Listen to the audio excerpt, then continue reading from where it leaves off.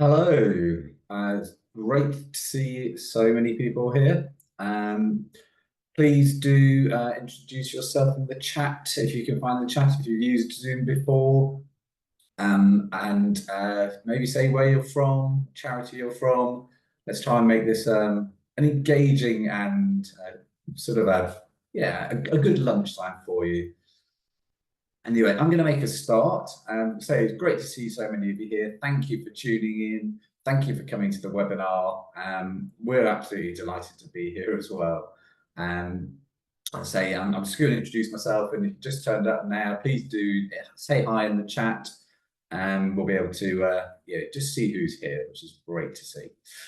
Anyway, as I say, my name is Richard Spencer. I'm one of the directors at About Loyalty. About Loyalty is a company based in the UK, and we are a dedicated supporter agency, a supporter experience agency that uses science to help nonprofits deliver better experiences for supporters. So that might sound a bit jargony, but hey, what we're going to do today is share a little bit of evidence, some of the research that we've done, share some insights with you, give you some real world examples of how those insights can be used in action, and give you some practical takeaways and top tips. Fundamentally, this is all about helping you deliver better supporter experiences to unlock your fundraising potential.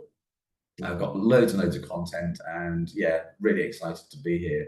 I mean, we are excited to be here because we'll be coming over to Australia and New Zealand in the new year, and we'll be offering our services out there. And so this is a little bit of a teaser, if you like, sharing with you some of the things that we do, some of our research, and I guess that makes you a very lucky first-time audience. So great to see you all. Thank you. Just a bit of housekeeping up front, first of all. We're going to be here for an hour, around an hour. So very, very grateful for your time. That includes time for questions as well. There's going to be some research from us, some insights from us. We've also got one of our charity member partners here in recording. So Jenny from Mind, she'll also be sharing some of her lessons, some of the things that they've been doing. So there's loads of stuff to learn. And as I say, if you can, do say hi in the chat. If you're able to do so, I think you should be able to do that. Yes. So please do. I think that's switched on. Yeah, please do introduce yourself in the chat. It'd be lovely to see who's here, where you're from, and actually, I think I can already see some friendly faces, some people I already know here. So great to see you all here. Thank you. So without further ado, also, if you've got any issues with the audio quality, with what you're seeing on screen, please also do pop something in the chat, because I wouldn't want that to get in the way of your experience. I think that's all for the housekeeping stuff.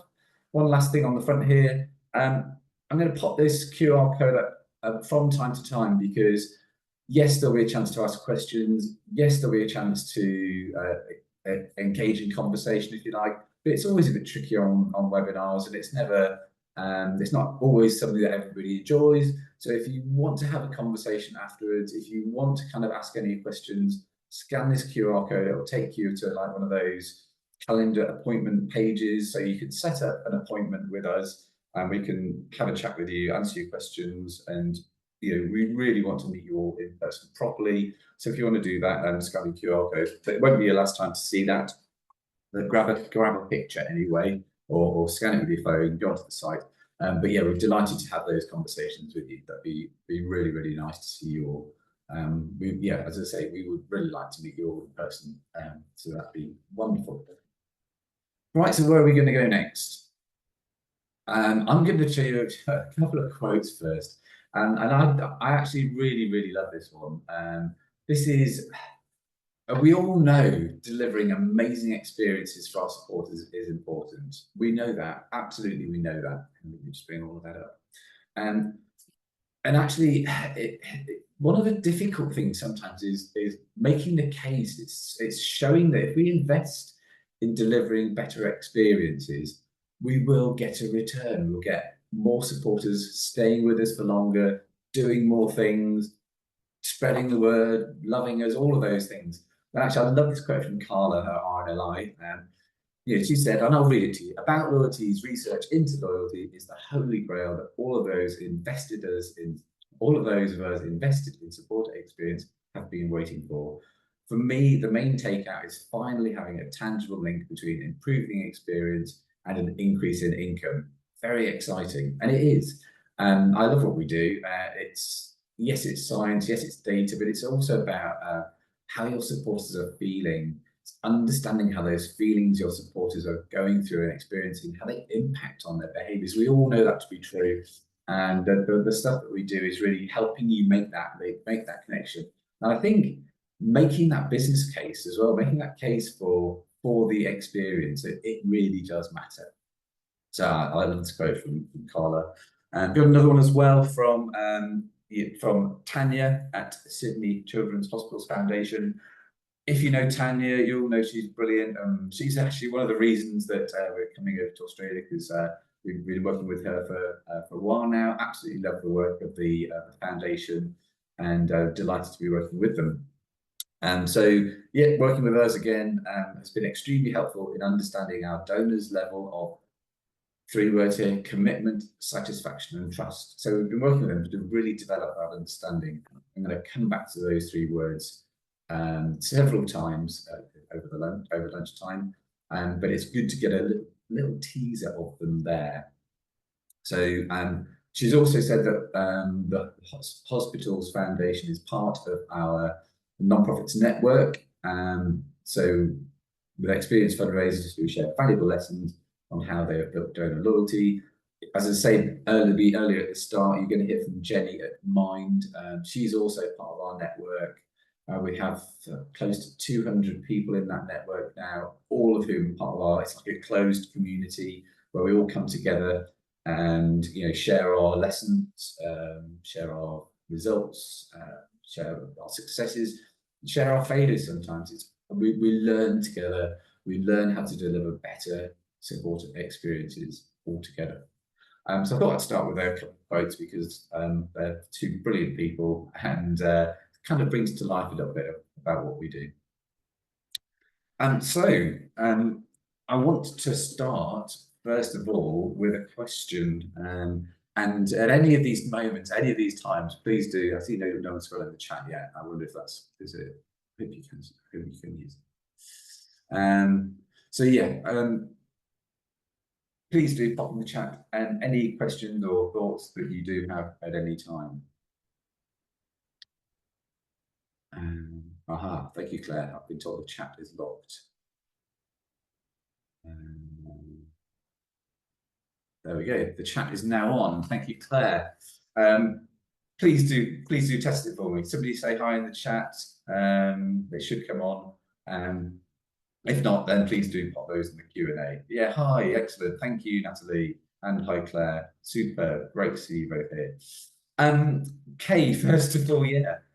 What is experience? So there's loads of things you can talk about experience. Sometimes I hear about it as like it's engagement, it's I hear lots of questions that actually people struggle to answer. There's ways in which this answer that can be very, very different. But for us, we've got a heart there because experience is all about emotions. It's all about how people are feeling. Experience is, it's not about what people do. It's about how people are feeling. The experience is all about those emotions that you're left with, those emotions that are nurtured, those emotions that are brought up within you when you come into contact with the charities that you love. So I like to think a little bit about the experience as imagine, or you probably don't need to imagine, you're probably all supporters of charities yourselves. So if you do go into that space where you're going, right, I'm going to support that charity. Essentially what you do is you enter into been using this term over the last couple of months, and I think I'm comfortable with it, but you kind of enter into a kind of contract that charity as a supporter. You kind of say, okay, I'm going to give my time, I'm going to give my money, and I'm going to give my voice to you because I absolutely believe in what you're trying to achieve. And together, me as the supporter, you and the charity, we're going to achieve this thing. And this thing I want to achieve, this thing that's in my heart, that's in my mind. This thing is relates very, very closely to the promise that you as a charity have made. And so you set out a promise. You say, actually, we are going to change the world in this way. The world's going to be a better place because of the work that we do. Um, you can place your faith in us. You can be our supporter, our partner, and together we'll make these changes in the world. And that might be about the environment, it might be about people's health, it might be about there's so many different ways in which we can do that together, and it's hugely inspiring. But as a charity, when you set out that promise, you implicitly straight away also talking about an expectation. You're setting an expectation in your supporters' mind about what that's going to be like, what you'll achieve together, what it'll look like, what it'll feel like, what they'll see, what they'll experience. And there it is, there's that word experience. And so that experience that supporters have is very much about how well, I guess, the relationship they have with you, the things that happen between you and them, how well they meet their expectations, and how well that then fulfills the promise that you've kind of entered into together, that contract to make the world a better place. And it's an incredibly important promise that you make. The promises that you make to your beneficiaries, the promises you make to your supporters are huge promises. And the bigger those promises are, and the more important those experiences in terms of are we seeing evidence that that promise is being fulfilled? It's a hugely emotional connection that supporters have with you, the experience. And so yeah, straight away I've just changed it. Yes, it's emotional. So the experience is emotional, and I think we have to remember that people don't give their time, their money, their voice. People don't do those things because they're expecting something in return more often than not. I think that's possibly true for some merchandise, possibly true for some events fundraising.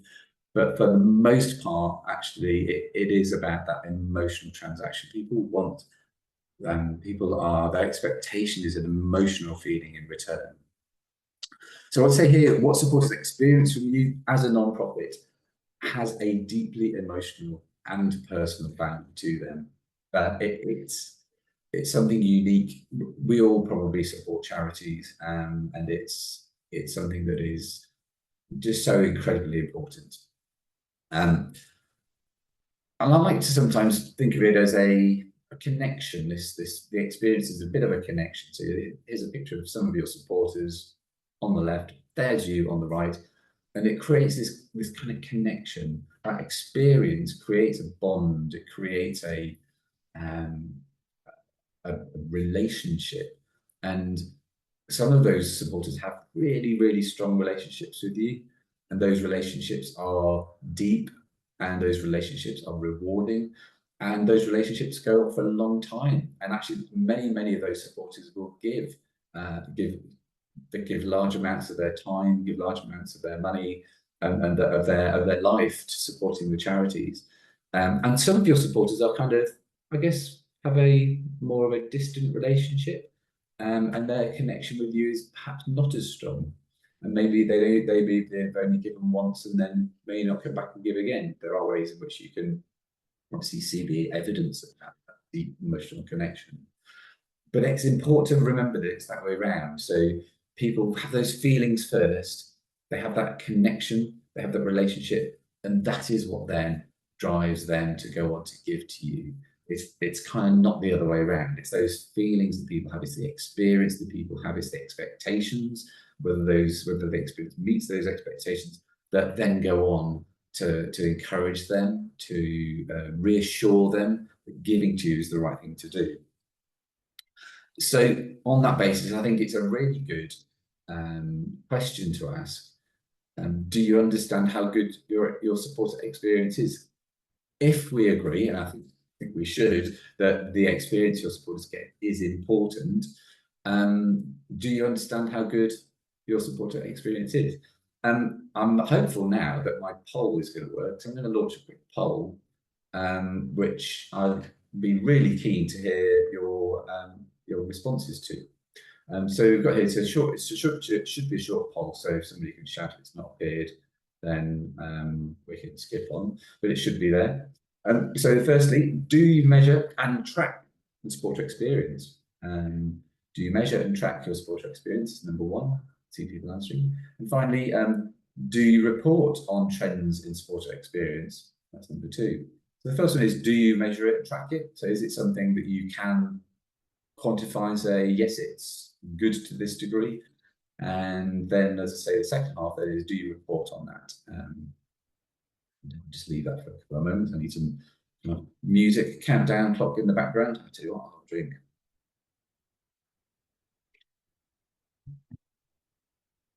I think we're probably just about there. So I'm going to end the poll and share the results with you.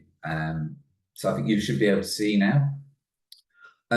First question, do you measure and track your supporter experience? Well, we have about a third of people say yes, about two-thirds say, well, just about maybe about just over half say no, and maybe a small proportion say no idea.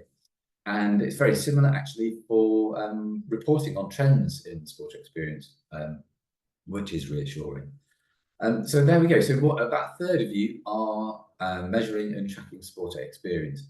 I would absolutely love to know how you're doing that, what you're doing, and love and to hear about that. So as we come over, please do get in contact with us and share your thoughts. And for those who aren't doing, equally, do get in touch.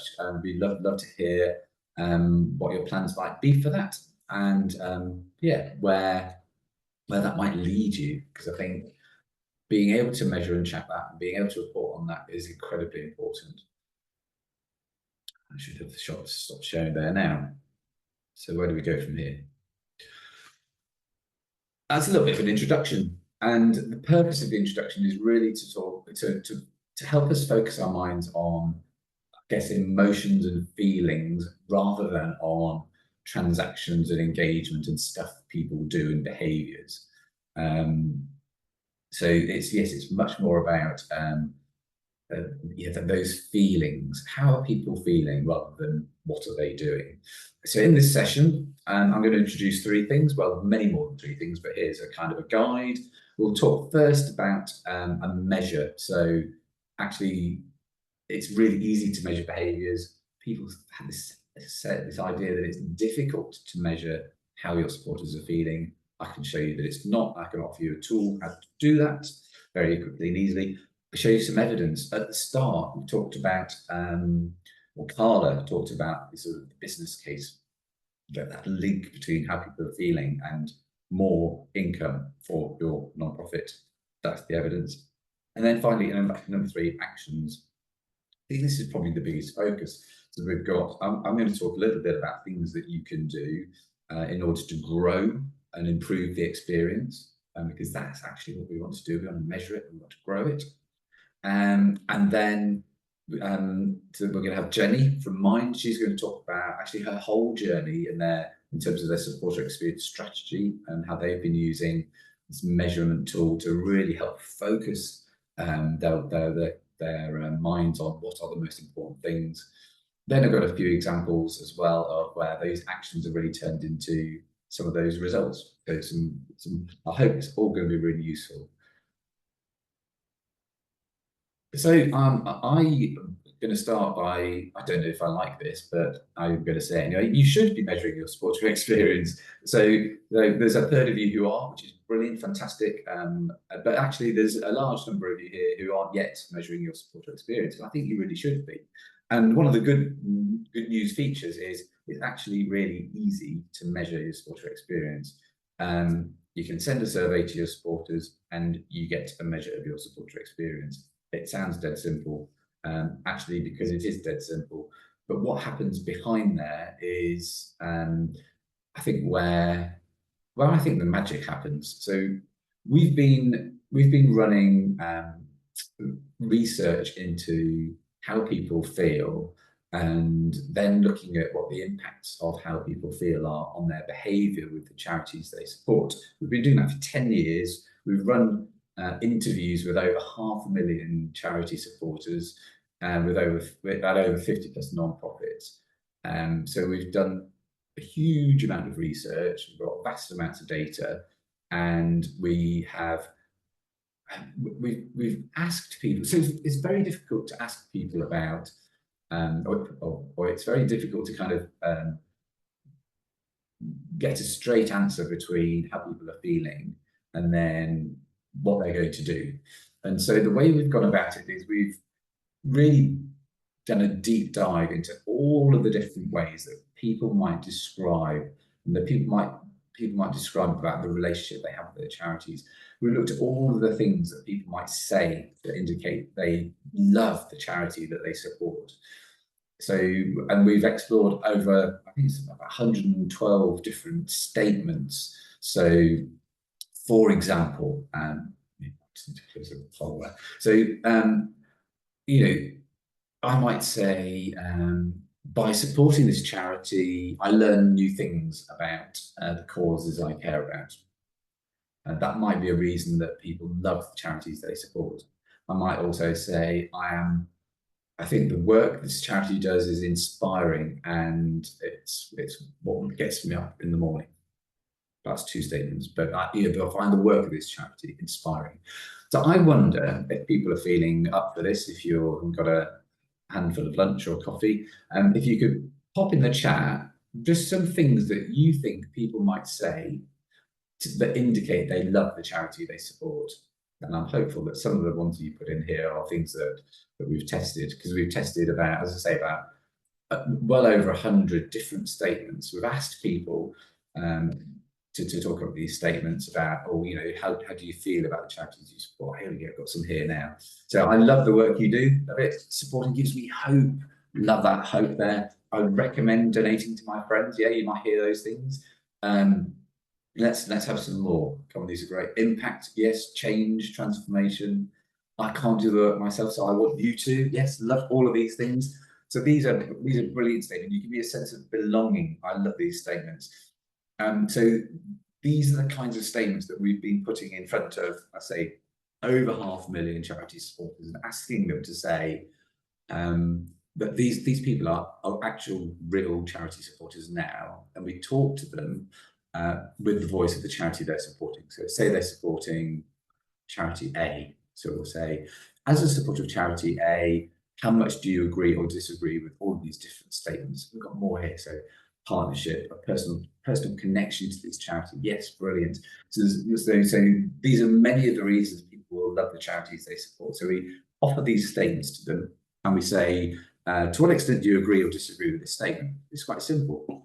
And we've tested, as I say, well over 100 statements. We've done some broad research into finding out what kind of statements exist. We've done research with academic institutions, with supporters themselves, to find the statements. And then we've gone out and we've tested all of these different statements. And by testing those statements and looking at the impact on people's behaviour, we've been able to deduce which are the most important statements that are predictive of what somebody's going to do in the future. So we've done a huge amount of testing. We've got if you like, we have the answer. We have as Carla referred to it, the Holy Grail. We know which statements are most important, and that when people agree with those, and people strongly agree with those statements, these are the ones that are most predictive of their future behaviour. They have proven impact, and it is a cause and effect as well. So it's really vital stuff to know. So if you can work with your supporters in a way that fulfills these expectations, and that helps them go, yes, I agree strongly. By example, from what we have in the chat, you give me a sense of belonging. I feel connected to your charity. If those are two of the statements, we go, right, let's focus our work on making sure that our supporters agree with those statements, because those are the ones that are most important in terms of delivering that amazing experience. So what are the drivers? I'm going to share them with you. Actually, I've got I'll give you another QR code in a moment, which will let you download, which will take you to a page to download a report. That's got all of the full 12 statements in it that are the most important drivers of future giving, and a whole load more stuff as well, but I'm going to share them with you here.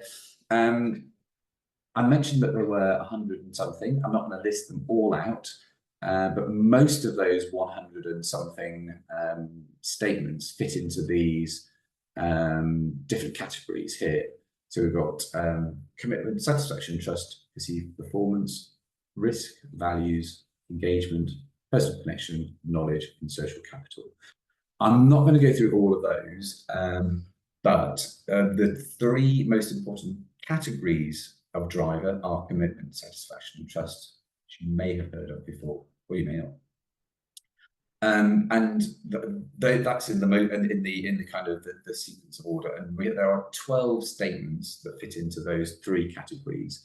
And it's those 12 statements that are the ones that whenever we do the research, whichever way we cut it, whichever way we slice it, those 12 statements always sort of rise up to the surface as being the most important in either correlation or causation, both instances of saying, actually, these are the statements that really matter if we're going to build an experience, build a relationship, and that has the strongest foundations of support. So I'm going to explain what these three categories are, what these three drivers of support are. The first one is commitment, and commitment is all about, remember at the beginning, I'd say it's like a partnership. Imagine you're linked arms with your supporters, you're standing together and you're saying, right, what is it that we're going to do together?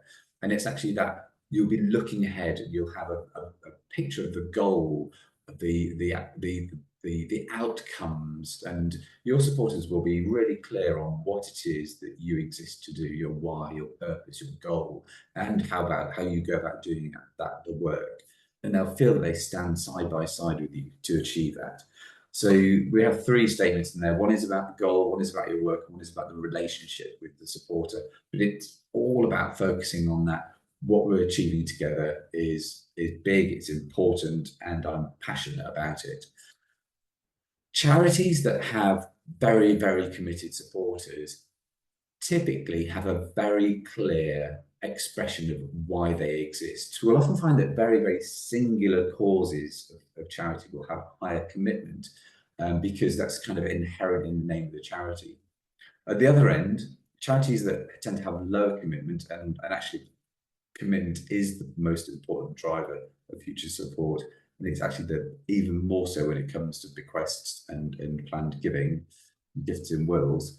But so commitment is an incredibly important driver, as you would expect.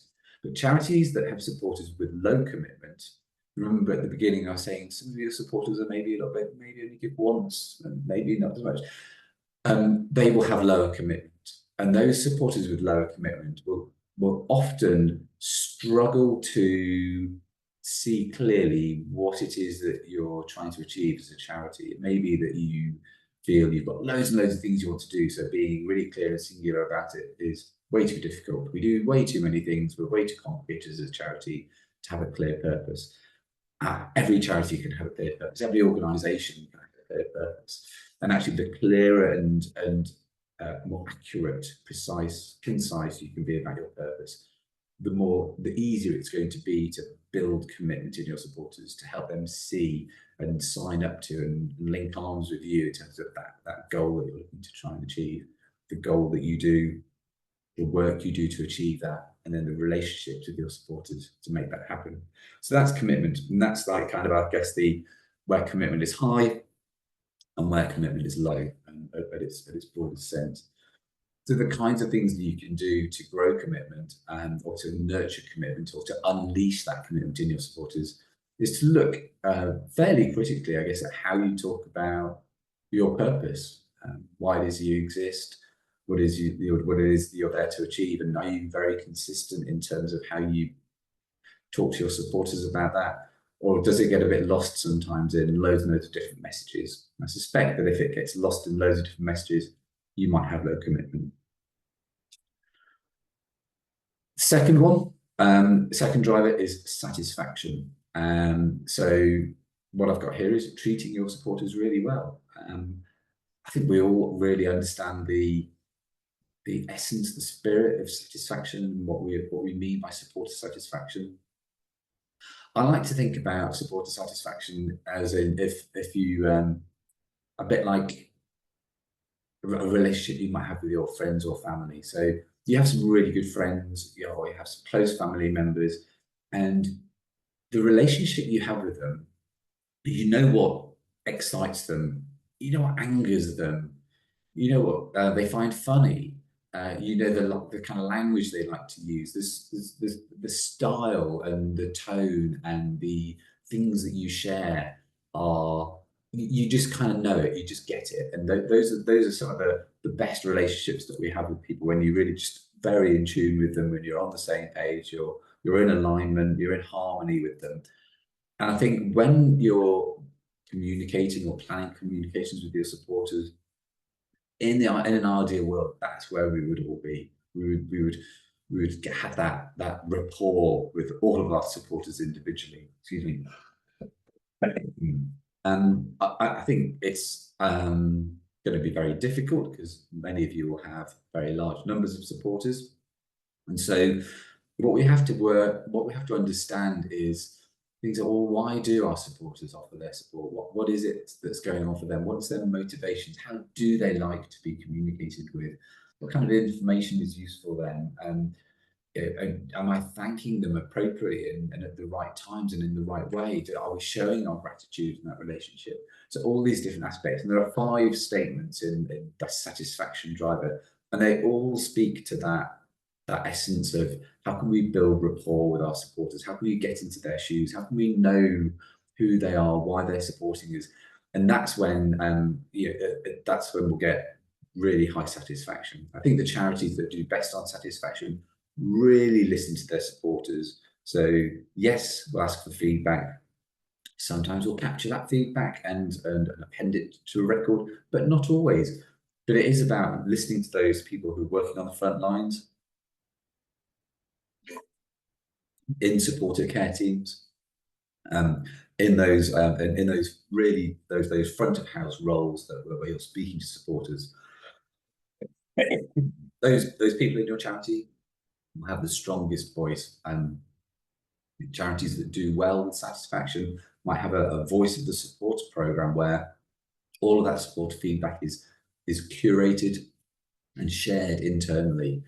I suppose conversely, charities that have the lowest satisfaction in their supporters are going to be probably churning out communications. That's a dreadful phrase, isn't it? But you know what I mean. So it's more of um, a machine where the communications go out templated, um, infrequently reviewed.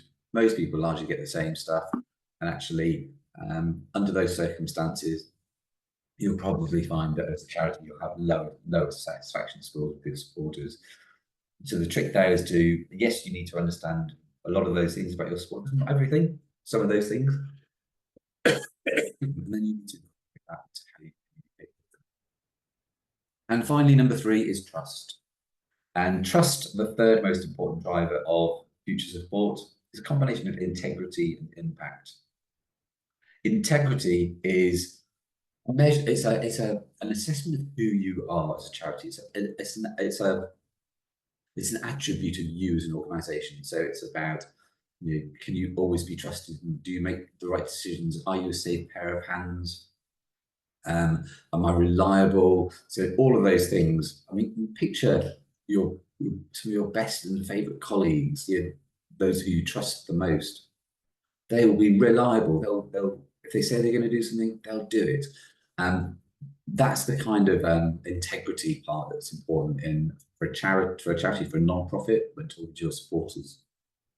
And the other part of trust is impact, and that links right back to what we talked about with commitment, and that the vision, the goal, the purpose, the reason that you exist, actually the outcomes that you can.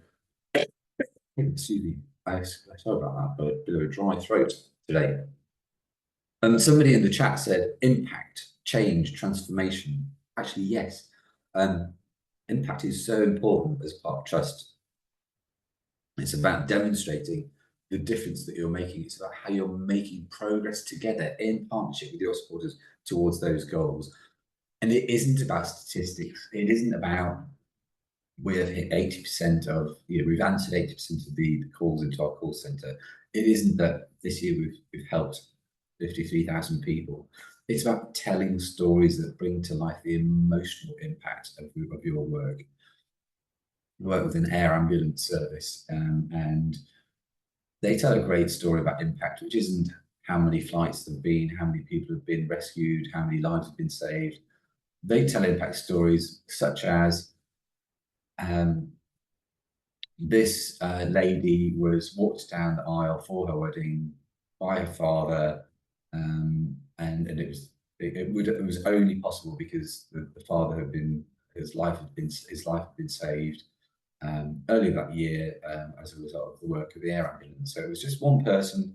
It wasn't about any statistics, but what people were getting across was that moment, that special moment, was possible because of the work of the air ambulance, and it was all about I guess it's an important family occasion. It's an emotional situation. It's about bringing about that impact, bringing about that feeling of impact, as opposed to around the stats. So there we go. So we can measure commitment, satisfaction, and trust, and we've got a neat algorithm which combines them all together to give a loyalty score. I said we're called about loyalty and about supporter experience. This is where loyalty comes in. Loyalty is our measure of the supporter experience, and we've got a really simple way of doing that and measuring that. So because we can access the statements of your supporters, we can get a loyalty score. That picture at the beginning where I had your supporters and your non-profit, we can identify which of your supporters have a great experience by measuring it, by asking in those statements. And we have a measure of those who are not having a great experience, and we can diagnose it. We can understand why is it that you perhaps not clear about your purpose with them in their comms? Is it that they're not satisfied, that you don't really understand who they are? Is it about the trust? So being able to do that is actually really powerful. I mentioned the report as another QR code hidden sneakily on that picture there. But we know that as supporter loyalty increases, so does long-term value. This is where all the evidence is. I'm not going to go into it in detail, but we ran a 3-year longitudinal study with over 50,000 supporters across 12 nonprofits. And we showed that by growing loyalty by 1 point, on average, that led to an increase over that 3 years of a 20% increase in income and a 9% increase in bequests and gifts and wills. So legacies, intention to leave money in a legacy. So there's by focusing on the experience, which we know is important, by measuring it, putting actions in place to grow it, and growing it, we know that leads to more income, more money, more resources, so that every charity can do, every nonprofit can have more impact in the world. So as loyalty increases, so does your audience's long-term financial value. Take a snap of that if you want, and that'll take you to a page where you can download the report. I've said this before, but I'm going to say it again because I think it's really, really important. So when we're talking about loyalty and we're talking about the experience, we're not talking about what people do. So please do remember this. Loyalty is not the number of times people give or the amount they give. It's not sharing something on social media, volunteering. It's not their retention or attrition. It's not repeat giving, campaigning, upgrading, giving consent, opening an email, sharing something on social media. I've said that one already. It's not even leaving a gifted will, leaving a legacy. These are not loyalty. These are the positive consequences of that strong emotional connection, that personal connection people would have to the charity, that sense of belonging and connectedness. Loyalty is why people do it. It's the feelings of commitment, satisfaction, and trust that lead to long-term support. So many of those things you will already measure. On the left there, those transactional behaviors, the stuff that people do. That's the outcomes that you want, absolutely, and you'll measure them, and they're really important, but they are not measures of that kind of experience. And there are measures of engagement, perhaps, and they're measures of behavior. The other thing that's true about all of those things is they are lag indicators. So you measure them once they've already happened. So once someone's given you a gift, you can measure it, and it's already happened. You can't influence it. If they attrit, if they leave, if they lapse as a supporter, you can only measure that once it's happened, and sort of by then it's too late. Loyalty as a measure is the predictor of that. So people with a high loyalty score are more likely to go on to do all of these things. People with a low loyalty score are more likely to not go on and do all of these things. So those are the people we need to focus on before they lapse, before they stop being, etc. So that the feelings, focusing on these feelings is really important, and being able to measure it. And these nonprofits, bunch we're working with, they know how good their experience is. Again, take a snap of this. I forgot to say at the start, we are recording this, and we'll send a recording around to everybody, so you can rewatch this at your leisure and take pictures of whichever parts you want to see.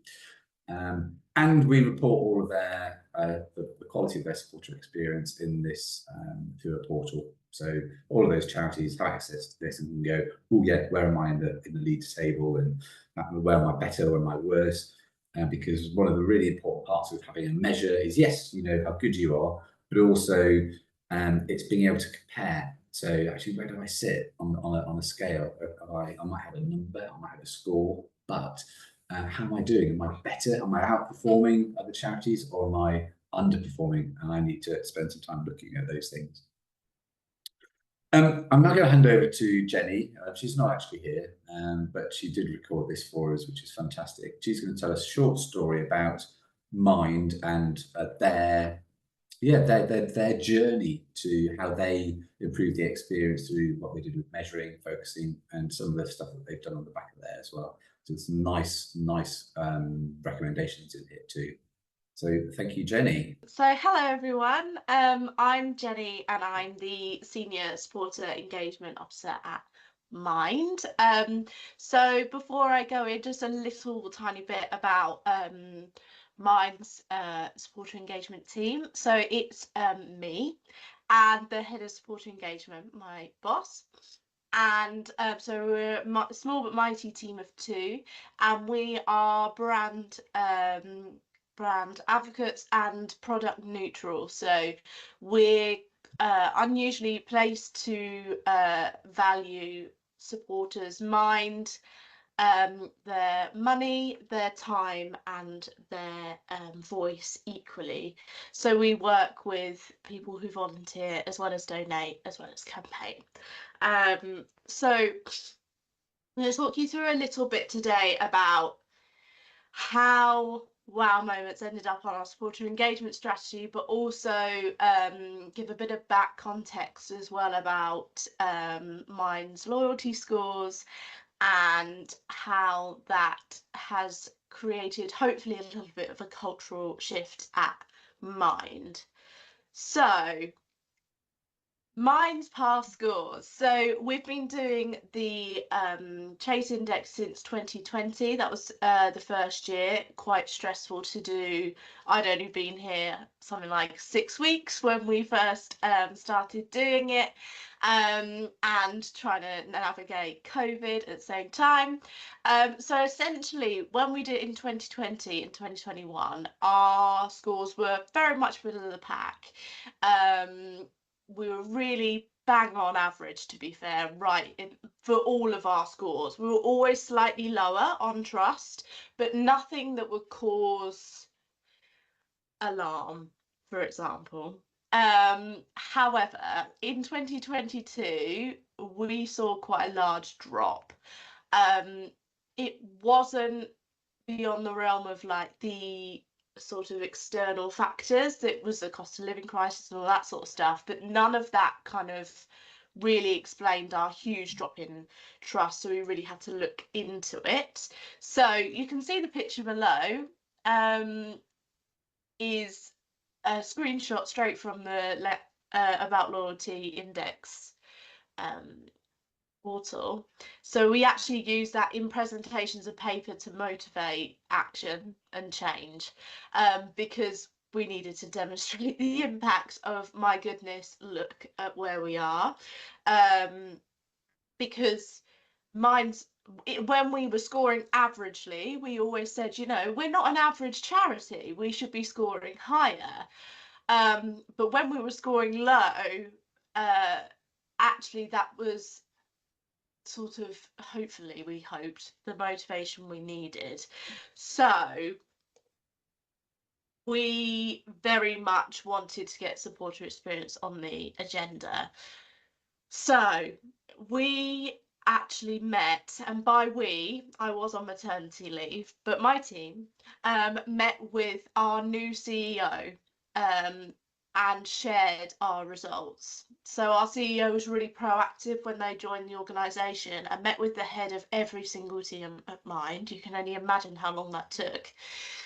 However, she was really engaged with what my boss Katie had to say, because of that quite alarming graph. When we shared the results, we were saying this is not good, and actually really said what about loyalty says about the link to income and stuff like that. So the way supporters feel about Mind is really vital, because the whole point of being a charity is to motivate change, and there's absolutely no way Mind can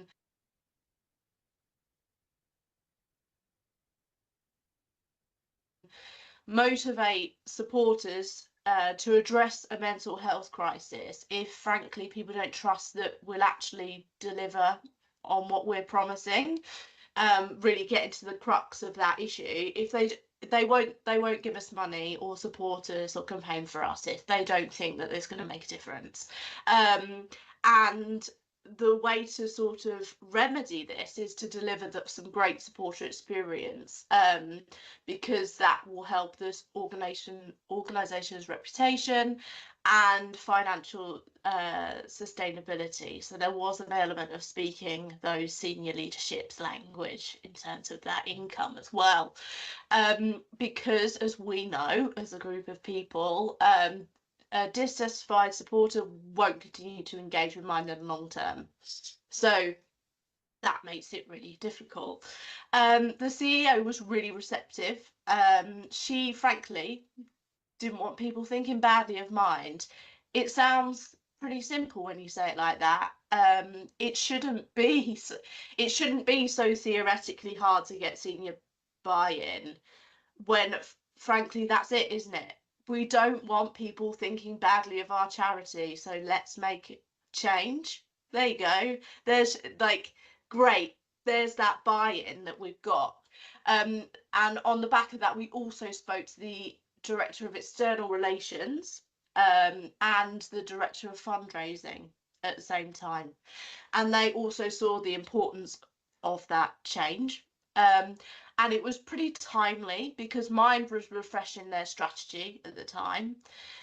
So in 2023, supporter experience was actually named as a strategic enabler, which is a bit buzzwordy, but essentially one of the strategic objectives, which is that green bit like circle, is engaging minds, and we are an enabler for engaging minds.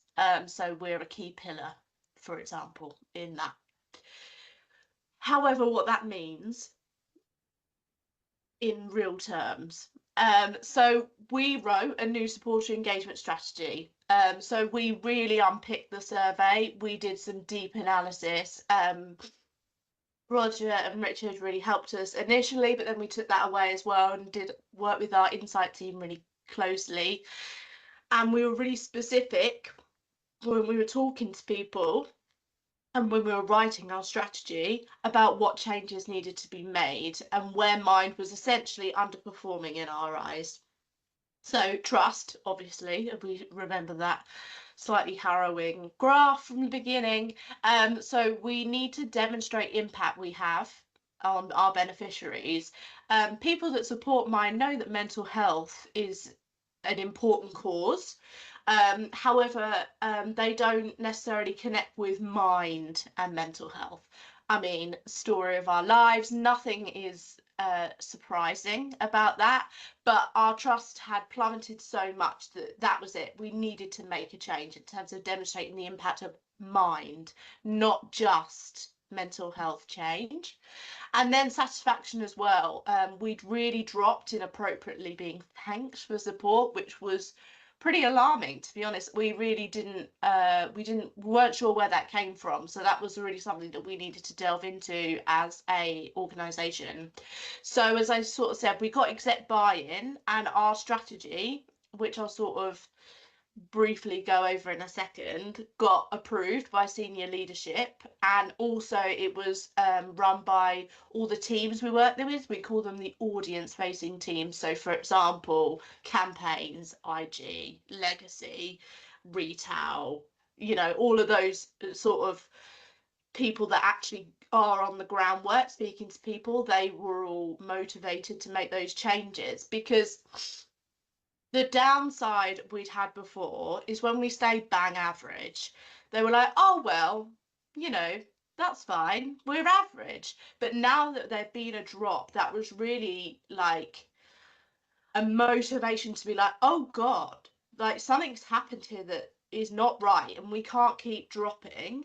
So we do need to make a change. In a way, we try to take that as a silver lining, because if we'd have stayed average, I don't know if some of these conversations would have necessarily taken place, or the sort of buy-in would have been as strong. Because if we just continue to sort of coast in the middle, or even go up, people would have been like, oh well, we're fine, whereas actually no one could dispute what was in front of them. So that was demonstrating our own impact. However, I do have to qualify, and Katie said this was really important to qualify as well, as someone that was there when the strategy was made. We have no extra resource, so we're a key enabler for a massive strategic pillar. We've got the CEO buy-in, all those things that teams sort of dream of getting, you know, that top-down approval, but we're still a team of two. It's not changed our working or our day-to-day ability, because I think because we were so engaged in the supporter loyalty anyway, our strategy probably would have ended up being very similar anyway. So I'm just being really transparent there in terms of actual delivery. It's not made a huge difference getting that buy-in, but it does mean that they're at least aware of it. So there's some extra scrutiny. So there's pros and cons. But it is good to at least have the CEO know what you're talking about when you're saying about loyalty. That's good. So focusing on loyalty. So when we came up with the strategy, most importantly, it consists of projects that our team, so the supporter engagement team, can fix. So teams individually can't make these changes that we're going to outline in our strategy, essentially, because they're 9 times out of 10 they could be under-resourced, overworked, you know, standard charity fare. But our team has stepped in and stepped up to fix or launch these projects organisationally, to make a change towards improving our loyalty score. Everything in our strategy is focused on the KPI, the key KPI of improving our loyalty score, specifically trust and satisfaction. Every single project feeds into that directly. So when writing our strategy, we sort of considered, what do supporters want? The number one thing. They want better impact. They want better thanking. They want to trust. They want to trust us. They want to be satisfied by the experience we give them. What do teams want? So we sort of said to them, you know, we used to say when doing the survey, you know, you need to demonstrate impact. And they'd be like, great, we know that. How? There's absolutely no way to do that at mine because the infrastructure wasn't there. So what do teams want? What can we be at a seat at a table to amplify their voice? Or what can we do as a team to improve their opportunities to improve that supporter experience and facilitate that, and what can't they do on their own, and what needs an organisation-wide support. So, for example, increase the personalisation and impact of thanking is one of our work streams, and within that, this is just some of them. There's six work streams that we're doing within lots of mini project, but run a thankathon, so that addresses the thanked appropriately, and also the impacts. We include storytellers within that. We're reviewing the impact and update of thank you letters, internal and external. We're measuring supporter experience consistently, because we want to be able to identify iteratively, like, where supporters are losing that satisfaction, for example, and that includes a supporter survey. We're maximising the consent, so essentially we're repermissioning people whose consent's expiring because people are just dropping off and we're not telling them that it's going to happen, and that's not great. And the wow moments. So targeting mid-loyalty donors to deliver wow moments. So sort of brings us about to we're going to be housing a small centralized budget to enable teams to deliver wow moments and provide engagement opportunities. So we're planning to develop a matrix, so a loyalty indicator, so to identify those mid-loyalty donors. So loyalty score of 4 is ideal. However, sometimes we struggle to link that back to our CRM. So it's also, you know, a compliment sent to supporter care. It doesn't have to be financial. A donation of 10+ years, and a really engaged phone call that someone might have.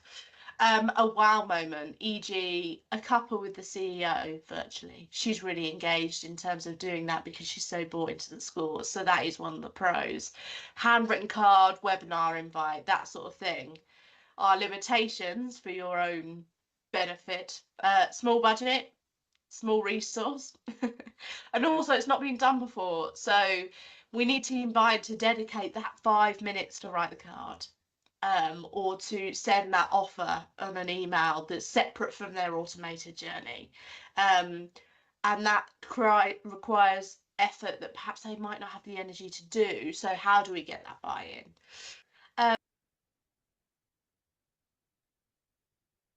So that came off very quickly, but thank you, Jenny. So Jenny talked more about the workshop that she ran with our non-profit network, which was absolutely brilliant. And this is one of the things that came from it as well. So James, who's head of fundraising, event support care at a small children's hospice in Wales, he brought along a whole load of colleagues to that Wow Moments workshop, and then he's taken that back into the charity as well since. I should say that the Mind loyalty scores in this, they have just, well, they're you know that Jenny was saying that they fell in that in 2023. Well, they're back up and growing as a result of all of this work that Jenny's done, and other charities are benefiting from this too. So T Happen, where they're thinking about how they can use more examples of wowing their supporters. So this idea of wowing supporters works really well across hitting that satisfaction driver. And Jenny's talked about some really great examples.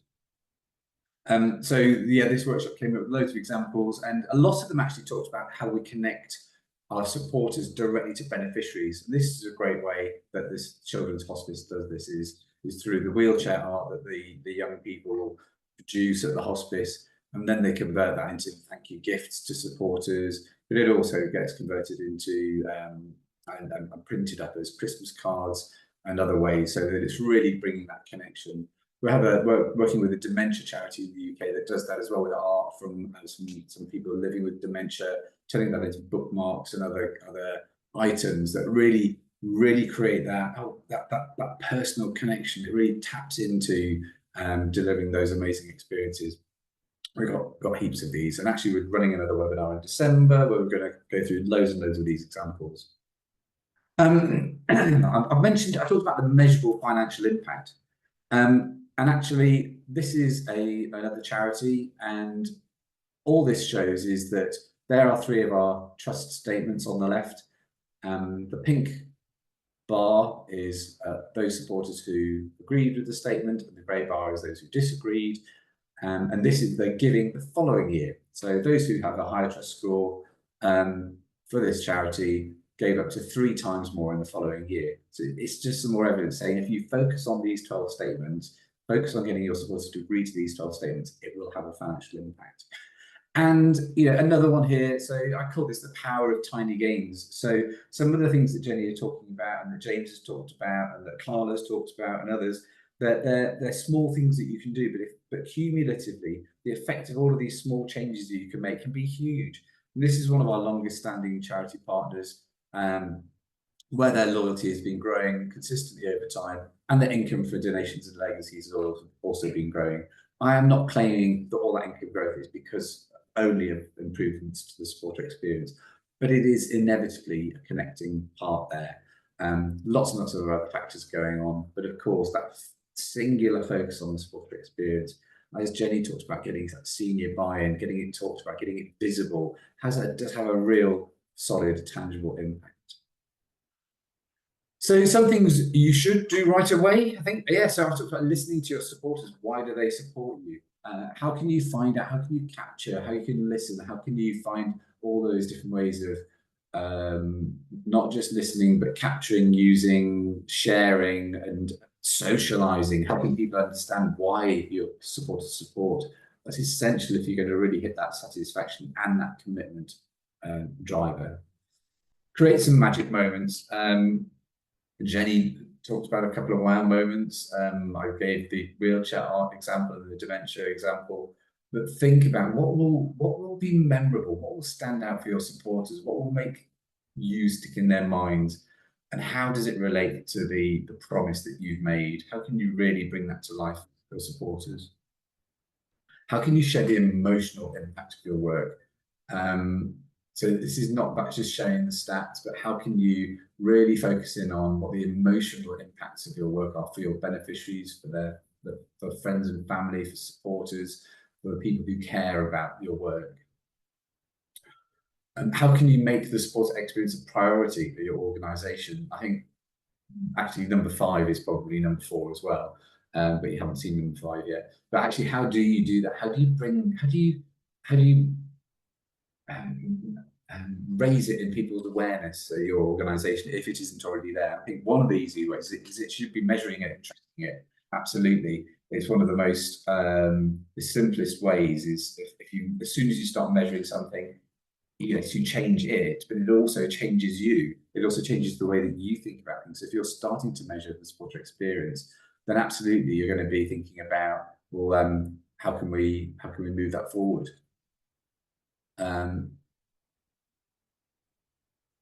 And then there's a final quote here from David, Head of Customer Experience and Engagement, Prostate Cancer UK.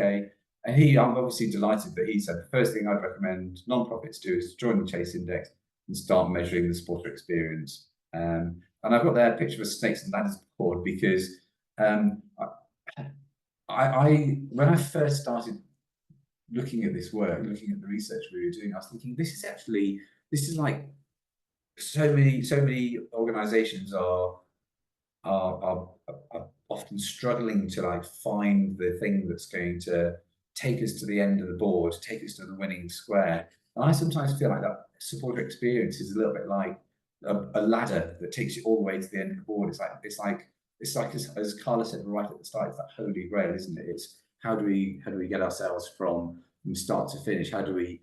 It's a shortcut in some ways, but it's not a shortcut because it's the most important thing that we should be doing is understanding how our supporters are feeling and measuring it. So measuring it is like it's one of the best and quickest ways that you can really make that start in terms of your supporter experience journey. And again, so I would love to have a conversation with all of you. I would love to be able to meet up and answer your questions. I would, yeah, so please do get in touch with us. Please do take a snap of that QR code, book an appointment. We'd love to hear what you're doing. We'd love to hear about your ideas. We'd love to share our ideas.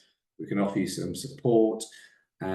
But yeah, do get in touch and let's start the conversation. We'd love to meet every single one of you. And I guess the final thing for me to say is thank you all for turning up for this lunchtime session. Really appreciate it. Big thank you to Jenny for her part in there. And yes, if you have any questions, please do. I think we've got a few minutes. We can pop them in the chat, or if there isn't time if you need to get off somewhere, to say please do book in an appointment and we can have a chat. Thank you. Shelby said, thank you for waking up in the middle of the night. I did indeed. No, thank you all. Thanks to all of you. It's brilliant. I have a question here actually in the chat there, which was from Shelby. Would the charity supporter experience index compare all charities that we work with or just Australia and New Zealand? Actually, you can choose in the portal. You can filter which charities you want to compare with. They'll all be in there. And you can compare by product, by segment, by audience, by tenure, by demographics. So you could say, for example, I only want to look at our regular giving supporters, our appeal donors who have been with us for a year, and actually how are we doing with that experience. So you can really map it across the journey as well. You have tenure in there.